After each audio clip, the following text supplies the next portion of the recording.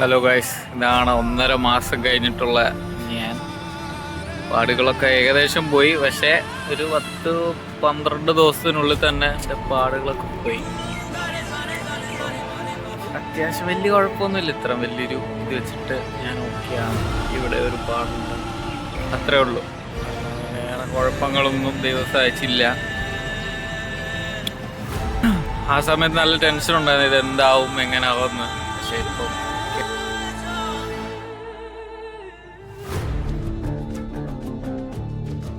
After impacts ആണിത്.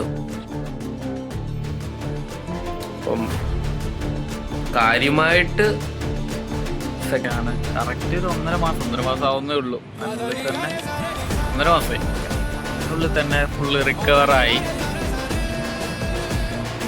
ഒരു വെച്ചൊക്കെ പോയി റെഡിയായി.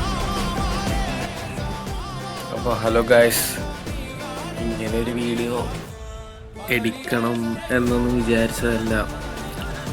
ചെയ്യുന്ന 2 ദിവസം കറക്റ്റായിട്ട് പറഞ്ഞാൽ 4 ദിവസം മുന്നേ കുക്കറൊന്ന് യൂസ് ചെയ്തത്. അപ്പം സ്റ്റീം ശരിക്കും ഒന്ന് പോകുന്നതിന് മുന്നേ ഒന്ന് ഫ്രിഡ്ജിലൊന്ന് തുറന്നു വിടാം. അതിൻ്റെ 2 ഡിഗ്രി ബേണിങ്ങും ഒന്നും ഉണ്ടായില്ല. ഫസ്റ്റ് ഡിഗ്രി ബേണിങ് മാത്രമാണ് ഉണ്ടായത്. പക്ഷെ എന്നെ അറിയാവുന്നവർക്കറിയാം നേരത്തെ എങ്ങനെയാണ് ഫേസാണ് മൊത്തത്തിലിപ്പം കരിഞ്ഞ്.